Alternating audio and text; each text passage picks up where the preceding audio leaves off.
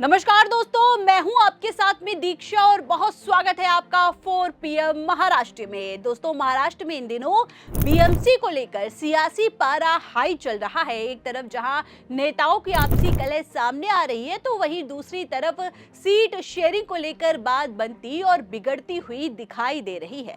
Seat sharing और आपसी कलह के बीच राजनीतिक दल अपने खेमे को मजबूत करने में जुटे हैं। वहीं इसी बीच बड़ी खबर सामने आई है। दरअसल चुनाव 2026 को लेकर बीजेपी और शिवसेना शिंदे गुट के बीच सीट शेयरिंग पर बड़ी सहमति बन गई है। दोनों दलों ने कुल 227 में से 207 सीटों के बंटवारे को अंतिम रूप दे दिया है। ये समझौता महायुति की चुनावी रणनीति के लिहाज से अहम माना जा रहा है, जबकि शेष 20 वार्डों पर फैसला शीर्ष नेतृत्व करेगा। आपको बता दें कि बीजेपी और शिवसेना शिंदे गुट के बीच इस समझौते के तहत बीजेपी 128 सीटों पर और शिवसेना शिंदे गुट 79 सीटों पर चुनाव लड़ेगा। मुंबई में बीएमसी चुनाव को सत्ता की सेमीफाइनल लड़ाई माना जाता है। ऐसे में ये सीट शेयरिंग दोनों दलों के लिए रणनीतिक रूप से बेहद महत्वपूर्ण है। इस सहमति के जरिए महायुति ने विपक्ष के खिलाफ एकजुट होकर चुनावी मैदान में उतरने का संकेत भी दिया है।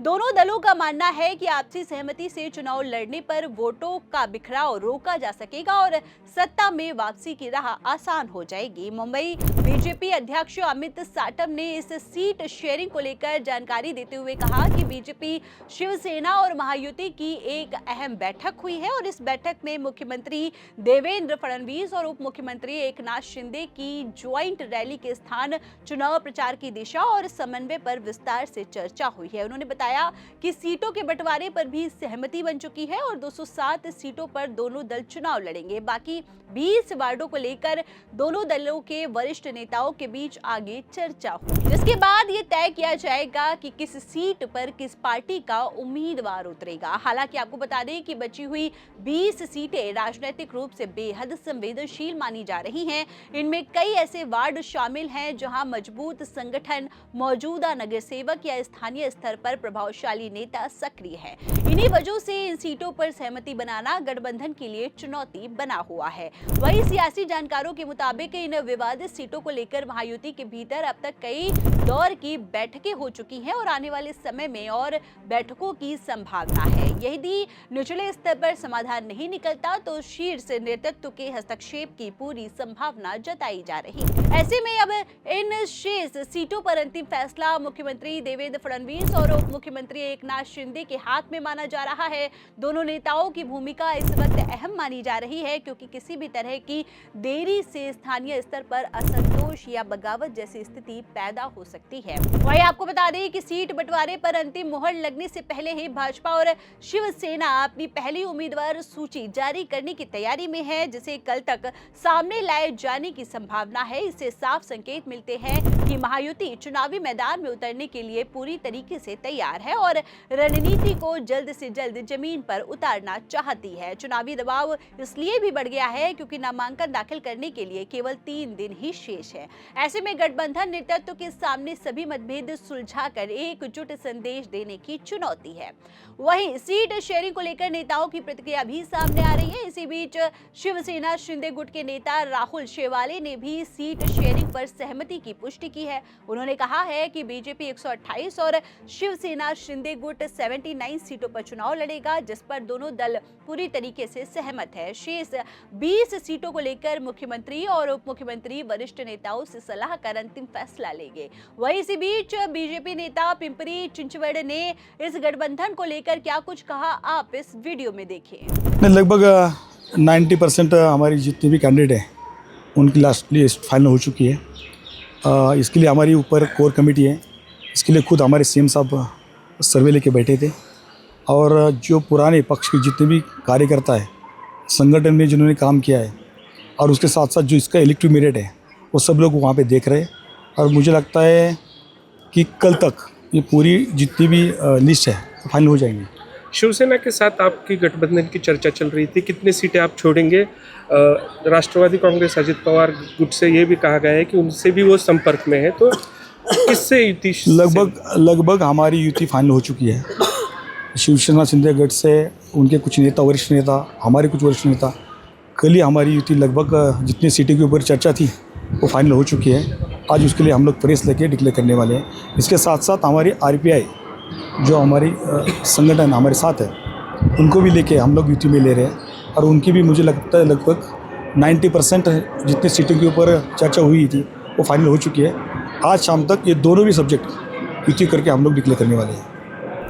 एक तरफ जहां सीट शेयरिंग की बात को महायुति में तय माना जा रहा है, तो वहीं दूसरी तरफ कुछ सीटों को लेकर अभी भी मतभेद बना हुआ है। दरअसल शिवसेना के एक नेता के अनुसार 3 सीटों के लिए चर्चा अभी भी जारी है। ठाणे से शिवसेना के लोकसभा सांसद नरेश महस्के ने कहा कि गठबंधन का विवरण जल्द ही हमारे वरिष्ठ नेताओं द्वारा घोषित किया जाएगा। दोनों पार्टियों के स्थानीय नेताओं के बीच लंबी बैठकों के बाद 3 सीट का मुद्दा अंतिम निर्णय के लिए उन्हें सौंप दिया गया है। वहीं शिवसेना प्रमुख और मुख्यमंत्री देवेंद्र फडणवीस ने स्पष्ट निर्देश भी दिए हैं कि दोनों दलों के बीच गठबंधन मजबूत बना रहेगा और हम उसी दिशा में आगे बढ़ रहे हैं। ठाणे में कुल 131 सीटें हैं जिनके लिए 15 जनवरी को चुनाव होंगे। महायुति गठबंधन की तीसरे घटक दल अजीत पवार की एनसीपी और शिवसेना और भाजपा के साथ आगामी स्थानीय चुनावों में चुनाव न लड़ने के सवाल के जवाब में नरेश महस्के ने कहा कि चूंकि राष्ट्रवादी कांग्रेस पार्टी के नगर इकाई अध्यक्ष नजीब मुल्ला ने घोषणा की है कि वे दोनों दलों के साथ गठबंधन नहीं करेंगे, इसलिए इसे गठबंधन वार्ता से बाहर रखा गया है। बीएमसी चुनाव में महायुति के अंदर एकजुटता नहीं दिखाई दे रही है। महायुति सरकार में शामिल अजीत पवार की पार्टी एनसीपी अकेले बीएमसी चुनाव लड़ने की तैयारी कर रही है। अजीत पवार की अगुवाई वाली एनसीपी और शरद पवार की पार्टी एनसीपी शरद पवार और बाकी नेताओं के बीच गठबंधन को लेकर बातचीत हुई, लेकिन ये बातचीत फेल हो गई। वहीं आपको बता दें कि अजीत पवार चाहते हैं कि शरद पवार की पार्टी बीएमसी में केवल 35 सीटों पर चुनाव लड़े और ये चुनाव भी एनसीपी के चुनाव निशान घड़ी के सिंबल पर लड़ा जाए, लेकिन शरद पवार गुट के नेताओं ने इसे खारिज कर दिया है। गौरतलब है कि बीएमसी देश की सबसे समृद्ध नगर पालिकाओं में गिनी जाती है और इसकी सत्ता महाराष्ट्र की राजनीति में शक्ति का बड़ा प्रतीक मानी जाती है। यही कारण है कि ये चुनाव महायुति के लिए न केवल स्थानीय शासन बल्कि आने वाले विधानसभा और लोकसभा चुनावों के लिहाज से बेहद अहम माना जा रहा है।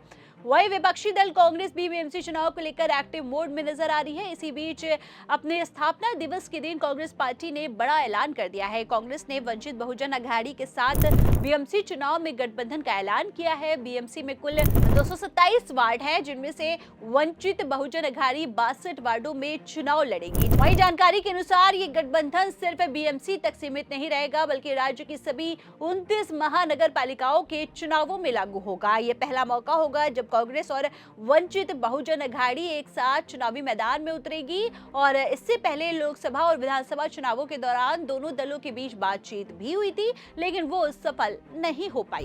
महाराष्ट्र कांग्रेस अध्यक्ष हर्षवर्धन सपकाल ने कहा कि जब वंचित बहुजन अघाड़ी का नाम भारिप बहुजन महासंघ था, तब 1998 से 1999 तक कांग्रेस अंबेडकर जी के साथ थी। अब एक बार फिर दोनों साथ आ रहे हैं और दोनों नार्सेगिक पार्टनर है। उन्होंने कहा कि दोनों दल संवैधानिक विचारों पर चलने वाले हैं। संविधान को लेकर पंडित जवाहरलाल नेहरू और बाबा साहेब अम्बेडकर के बीच मत भिन्नता रही होगी, लेकिन ये भिन्नता कभी नजर नहीं आई क्योंकि दोनों का उद्देश्य एक ही था। उन्होंने कहा कि आज मुंबई से इस गठबंधन की घोषणा की जा रही है और आज से कांग्रेस तथा वंचित बहुजन अघाड़ी मित्र पक्ष है। ये महागठबंधन विचारधारा को लेकर है, जिसमें संविधानवादी और मनुवादी विचारों की लड़ाई में साथ आना ज्यादा महत्वपूर्ण है, न कि कौन कितनी सीटों पर चुनाव लड़ रहा है।